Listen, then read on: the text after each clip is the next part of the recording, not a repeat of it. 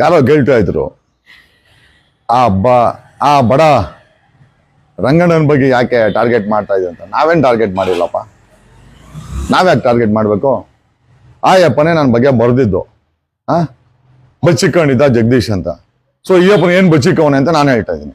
ಈಗ ನಾನ್ ಬಚ್ಚಿಕೊಂಡಿದ್ದೀನಿ ಅಂತ ರಂಗಣ್ಣ ಬರ್ದ್ಮೇಲೆ ಯಾರೋ ಹೇಳಿದ್ರು ರಂಗ ಅಂತ ಹೇಳಕ್ ಹೋಗ್ಬೇಡಿ, ವಯಸ್ಸು ಜಾಸ್ತಿ ಆಗಿದೆ, ಅವ್ರಿಗೆ ಗೌರವ ಕೊಡ್ಬೇಕು ಜಗದೀಶು, ನೀವೇನೇ ಹೋರಾಟ ಮಾಡಿ ಗೌರವದಲ್ಲಿ ಏನ್ ಕಡಿಮೆ ಅಂತಂದ್ರೆ ಅದಕ್ಕೆ ಅವ್ರು ಅಡ್ವೈಸ್ ಮಾಡಿದ್ರು. ನಂದು ತಪ್ಪಿತ್ತು, ಹಾಗಾಗಿ ರಂಗಣ್ಣ ಅಂತ ಹೇಳ್ತೀನಿ. ಪಬ್ಲಿಕ್ ಟಿವಿ ರಂಗಣ್ಣ ಅವ್ರೆ, ನಾನ್ ನಿಮ್ಮ ಮನೆ ಲೆಕ್ಕಾಚಾರ ಕೇಳಿದ್ರೆ ತಪ್ಪೇನು? ನೀವು ಸಂವಿಧಾನಕ್ಕಿಂತ ದೊಡ್ಡವರ, ಸರ್ಕಾರಕ್ಕಿಂತ ದೊಡ್ಡವರ, ವ್ಯವಸ್ಥೆಗಿಂತ ದೊಡ್ಡವರ, ಪಾರದರ್ಶಕತೆಗಿಂತ ದೊಡ್ಡವರ, ಸತ್ಯಕ್ಕಿಂತ ದೊಡ್ಡವರ? ಒಂದ್ ಕೆಲಸ ಮಾಡಿ ರಂಗಣ್ಣ, ನಾನು ಹೇಳ್ತಾ ಸುಳ್ಳು ಅಂತಂದ್ರೆ ರಾತ್ರಿ ಹೆಂಗಿದ್ರು ಬುಲೆಟಿನ್ ಹಾಕಂತೀಯ, ಆ ಬುಲೆಟಿನ್ ಅಲ್ಲಿ ನಾನು ಹೇಳಿದಿನ ಸತ್ಯ ಅಂತ ನನ್ನ ಹೆಸರು ಹೇಳ್ಬಿಟ್ಟೆ, ನನ್ನ ಫೋಟೋ ಹಾಕೋ, ದೊಡ್ಡ ಫ್ರೇಮ್ ಫೋಟೋ ಹಾಕೋ, ತೋರ್ಸಂಗೆ. ಕಮ್ ಟು ದ ಪಾಯಿಂಟ್, ಮುಂದಕ್ಕೆ ಹೋಗೋಣ, ಬೇಡ ಹಿಂದಕ್ಕೆ ಬರೋಣ. ಜಗದೀಶ್ ಏನ್ ಹೇಳ್ದ? ಓಡಿ.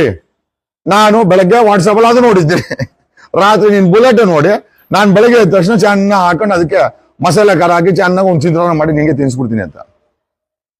ನಾನು ನಿನ್ನ ಹಾಳು ಮಾಡಿ ನನ್ಗೇನ್ ಆಗ್ಬೇಕಾಗಿಲ್ಲ ರಂಗಣ್ಣ.